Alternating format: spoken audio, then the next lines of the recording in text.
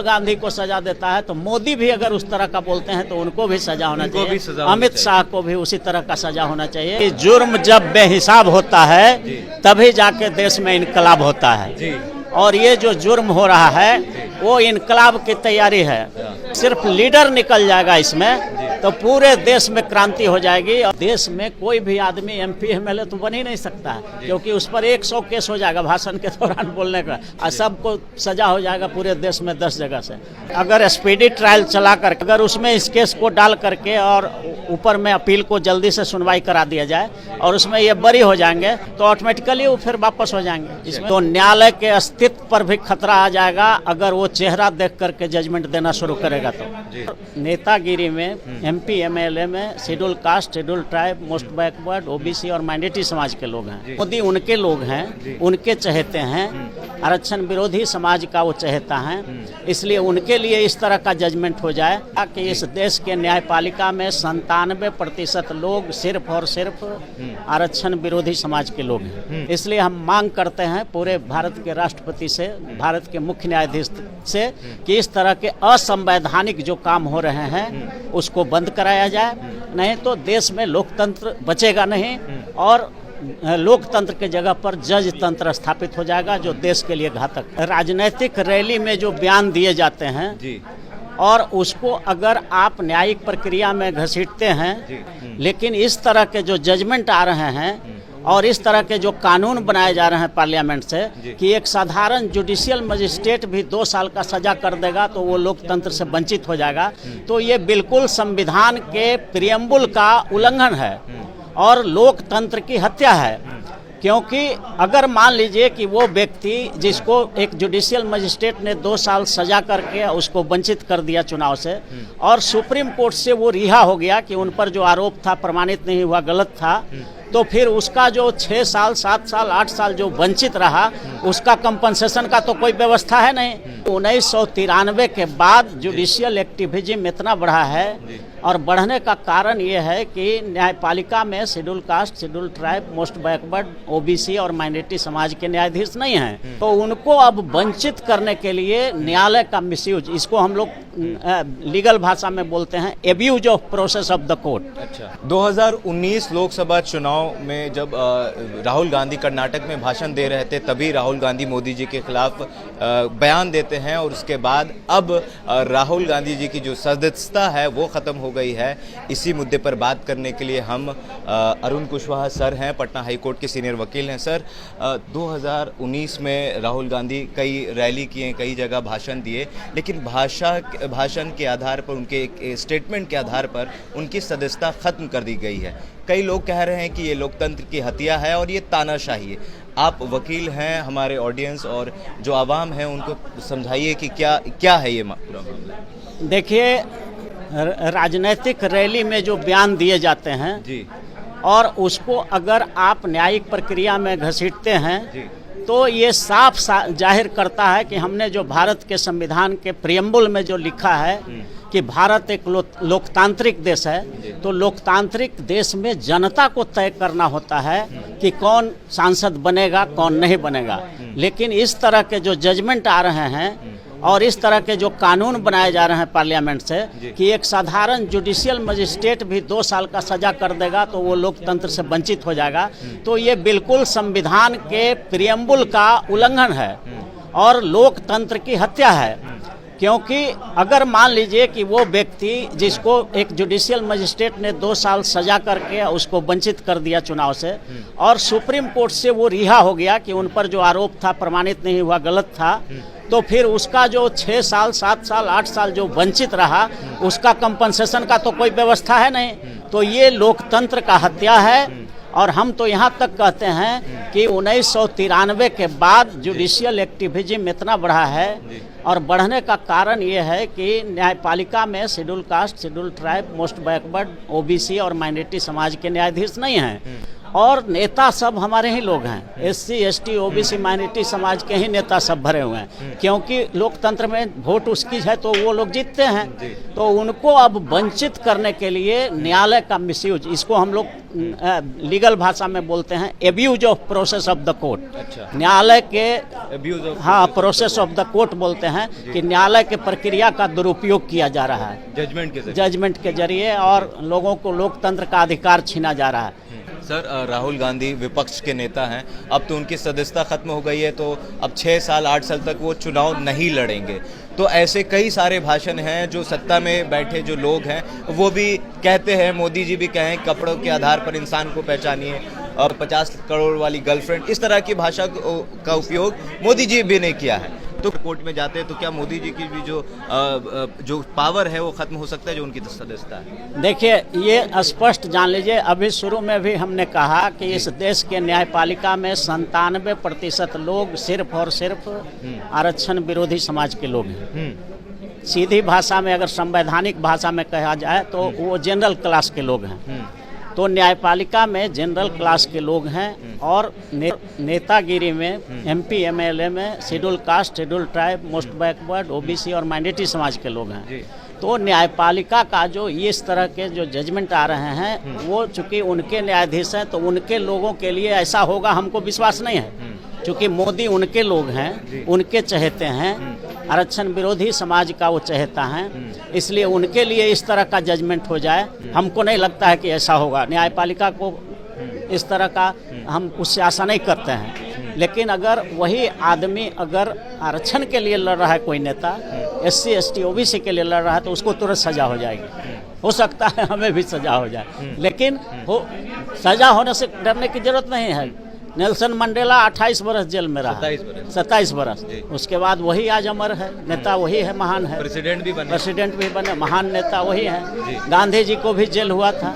तो जेल जाने से ये नहीं होता है ये। लेकिन भाषा के आधार पर चुनाव में आप भी देख रहे होंगे, आप भी सुनते होंगे टीवी पर और फेसबुक पर कि कई सारे, जैसे बिहार में ही लालू प्रसाद यादव हैं, उनके बेटा को कहा जाता है युवराज कहा जाता है, या फिर लालू प्रसाद यादव को चारा चोर कहा जाता है। तो क्या इस तरह के मामले को भी सीरियस लेना चाहिए कोर्ट में? अगर राजनीति न्यायालय अगर अपना अस्तित्व बचाना चाहता है और वो इम्पार्शियल दिखना चाहता है पूरे भारत में, तो न्यायालय के अस्तित्व पर भी खतरा आ जाएगा अगर वो चेहरा देख करके जजमेंट देना शुरू करेगा तो। इसलिए मैं इस देश के हित में और इस देश के न्यायपालिका के हित में कहना चाहता हूँ कि न्यायालय को कम से कम डिस्क्रिमिनेशन नहीं करना चाहिए। आर्टिकल 14-15 में है कि 15 में आर्टिकल में है कि there shall be no discrimination upon the religion, race, caste and colour, और ये जेंडर पर भी नहीं डिस्क्रिमिनेशन करना है। तो ये संविधान का मौलिक अधिकार है। अगर आप चेहरा देख करके अगर कोई वही शब्द अगर कोई दूसरा इस्तेमाल किया तो उसको सजा नहीं कर रहे हैं, वही अगर दूसरा SC ST OBC माइनॉरिटी का कर रहा है तो उसको सजा कर रहे हैं या उसके लिए लड़ने वाले कर रहे हैं, तो ये तो न्यायपालिका के अस्तित्व पर खतरा आ जाएगा। इसलिए हम न्यायपालिका से भी आग्रह करना चाहते हैं और fair criticism of judiciary is no contempt. Section 5 of court of contempt act कहता है कि साफ सुथरे शब्दों में न्यायालय का आलोचना करना, अवमानना नहीं होता है। तो हम फेयरली क्रिटिसाइज करते हुए कहना चाहते हैं कि न्यायालय को कम से कम संविधान के आर्टिकल 15 में जो व्यवस्था है कि रिलीजन, रेस, कास्ट पर डिस्क्रिमिनेशन न करे, वो एक तरह का अगर राहुल गांधी को सजा देता है तो मोदी भी अगर उस तरह का बोलते हैं तो उनको भी सजा होना चाहिए। अमित शाह को भी उसी तरह का सजा होना चाहिए। और जितने भी लोग उस तरह के, सब तो आजकल रिकॉर्डिंग है, कोई संसद में होंगे नहीं, तो संसद में कोई नहीं होंगे तो लोकतंत्र की हत्या होगी। तो इसलिए हम लोग चाहते हैं कि जुडिशियरी अगर इस तरह का एक्टिविज्म करेगा तो या तो सब पर करे तो जनता साथ है, लेकिन चुन चुन करके पिक एंड चूज पर इस तरह का होगा तब तो फिर न्यायपालिका। सर फाइनेंशियल एक्सप्रेस ने कुछ लिखा है सर, लिखा यह है कि कानून में एक प्रावधान है जिसे कहते हैं 202 कहते हैं। सेक्शन 202(1) ऑफ CRPC ये प्रावधान विशेष रूप से इसलिए बनाया गया है ताकि एक जगह हुई वारदात के लिए बहुत दूर के इलाकों में शिकायत दर्ज कराए तो मजिस्ट्रेट को न्यायिक प्रक्रिया शुरू करने से पहले जांच करानी होगी कि ये केस में उसके भौगोलिक अधिकार क्षेत्र में आता भी है या नहीं। बिल्कुल जुरिस्डिक्शन का मामला होता है जी। अब जहाँ पर भाषण में बोला गया कानूनतः सीआरपीसी का जो प्रोविजन है उसके तहत वही केस होना चाहिए जहाँ पर काउज ऑफ एक्शन एराइज करता है। तो जहाँ पर जिस नेता ने बोला उसी डिस्ट्रिक्ट जज के जो डिक्शन में केस फाइल होना चाहिए, कानून यही है। लेकिन आजकल लोग इसको जो डिक्शन बना देते हैं ये कह करके कि हमारी भावना यहाँ भी आहत हो गया, इसलिए हम यहाँ प्रभावित हुए, इसलिए काउज ऑफ एक्शन यहाँ भी हो गया। लेकिन इस तरह का अगर मामला होने लगेगा तो देश में कोई भी आदमी एमपी एमएलए तो बन ही नहीं सकता है, क्योंकि उस पर 100 केस हो जाएगा भाषण के दौरान बोलने का, और सबको सजा हो जाएगा पूरे देश में 10 जगह से। तो ये बिल्कुल गलत परंपरा है। और ये बात जरूर है कि लोगों को मर्यादित भाषा का, पार्लियामेंट्री शब्द का इस्तेमाल करना चाहिए, लेकिन ये सब के लिए लागू होना चाहिए, न कि सिर्फ एक वर्ग के लिए या एक क्लास के लोगों के लिए या वैसे नेताओं के लिए जो गरीबों के लिए लड़ रहा है, सिर्फ उसके लिए ये नहीं होना चाहिए। और सभी पर एक समान हो तो कोई बात नहीं है। सर आखिरी सवाल ये करेंगे सर कि अब देखने के लिए लग रहा है कि एक समय घोषित आपातकाल था, इंदिरा जी के टाइम में आपातकाल लग गया था, लेकिन अब अगर कोई संस्थान जैसे मीडिया है, मीडिया अगर सरकार के खिलाफ बात करती है तो उनके ऊपर केस मुकदमा हो जाता है। कोई विधायक अपने समाज की आवाज़ उठाता है, सरकार के खिलाफ कोई बात होती है तो उनको भी अंदर डाल दिया जाता है, सांसद में माइक बंद कर दिया जाता है। तो क्या लगता है कि सर अब भी लोकतंत्र जिंदा है? देखिए, एक बात तो स्पष्ट है कि जुर्म जब बेहिसाब होता है तभी जाके देश में इनकलाब होता है। और ये जो जुर्म हो रहा है वो इनकलाब की तैयारी है। पूरे देश के 120 करोड़ जो schedule caste, schedule tribe, most backward, OBC, minority समाज के जो लोग हैं, जिनके ऊपर जो अत्याचार हो रहा है, ये अंदर अंदर आग तितकी जल गया है। अब कोई एक सिर्फ लीडर निकल जाएगा इसमें तो पूरे देश में क्रांति हो जाएगी। और पूरा सत्ता के चारों अंग, हमने शुरू में कहा कि सत्ता का 4 अंग होता है, न्यायपालिका, कार्यपालिका, विधायिका और मीडिया प्राइवेट सेक्टर में। इन चारों तंत्रों में जब तक 90% हिस्सेदारी SC, ST, OBC, माइनॉरिटी का नहीं होगा तब तक हमारे साथ इसी तरह के अन्याय होते रहेंगे। इसलिए हम लोग संपूर्ण आरक्षण क्रांति का आगाज किए हुए हैं। पूरे देश में चलेगा, सत्ता नहीं संपूर्ण सत्ता हमें चाहिए, यानी कि न्यायपालिका, कार्यपालिका, विधायिका और प्राइवेट सेक्टर के मीडिया में भी हमारे SC, ST, OBC को जनसंख्या के अनुसार 90% हिस्सेदारी चाहिए। और जब संपूर्ण सत्ता की लड़ाई होगी भारत में, तब जाकर के देखिएगा कि जो जजमेंट अभी आपके खिलाफ आ रहे हैं वो ऑटोमेटिकली आपके पक्ष में आने लगेंगे। तो ये होने वाला है, तथ्य के आधार पर आने वाला। सर आखिरी सवाल ये करेंगे आपसे कि क्या राहुल गांधी तो अभी तो उच्च न्यायालय में जाएं या फिर सुप्रीम कोर्ट में जाएं और उनकी जो सदस्यता है, उनके ऊपर जो आरोप है ये गलत साबित हो जाए, तो क्या उनकी सदस्यता वापस मिल सकती है? देखिए, बिल्कुल मिल सकती है। अगर स्पीडी ट्रायल चला करके, जैसा कि मोदी जी ने ही या वर्तमान सरकार ने ही स्पेशल कोर्ट बनाया है MP MLA का ट्रायल करने के लिए। बहुत बहुत धन्यवाद सर।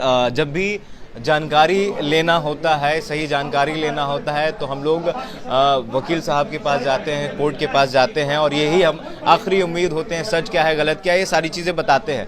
तो राहुल गांधी जी ने जो बयान दिया था 2019 में, उस मामले में उनको मानहानि के ऊपर उनकी जो उन्हें 2 साल की सज़ा हुई और उसके बाद उनकी सदस्यता ख़त्म हो गई है। लेकिन अब भी जैसे उम्मीद बाकी है, अगर वो उच्च न्यायालय में जाते हैं और स्पीड ट्रायल होता है तो अगर उनके आरोप को गलत साबित किया जाता है, गलत साबित होता है, तो उनकी जो सदस्यता रद्द हुई है वो वापस फिर से राहुल गांधी को मिल सकता है और वो फिर लोकसभा का चुनाव, आने वाले लोकसभा का चुनाव लड़ सकते हैं। लेकिन जिस तरीके से कहा कि 90% लोग जो SC, ST, OBC वर्ग के जो लोग हैं, 90% माइनॉरिटी हो गए, SC, ST हो गए, हर सेक्टर में होंगे तो उनके जब ये लोग हर सेक्टर में होंगे तो इनके आधार पर जजमेंट आएगा, इनके साथ कोई गलत चीज़ें नहीं होगी। लेकिन अभी जो है वो कह रहे हैं कि कुछ लोग जो हैं, अपर कास्ट के जो लोग हैं, वो न्यायालय में बैठे हुए हैं और वो लोग अपने मन मुताबिक बयान दे रहे हैं। ये आपका सर स्टेटमेंट है। तो अरुण सर हैं हमारे साथ, पटना हाईकोर्ट के सीनियर वकील हैं। आपकी क्या प्रतिक्रिया है इस चीज़ को लेकर हमारे कमेंट बॉक्स में ज़रूर बताइएगा। अगर आप हमारे फेसबुक पेज पर हैं तो लाइक करिए, अगर आप हमारे यूट्यूब चैनल पर हैं तो सब्सक्राइब करिए। कैमरे के पीछे केशव हैं और मैं हूं अमान। आप देख रहे थे पब्लिक स्टेशन।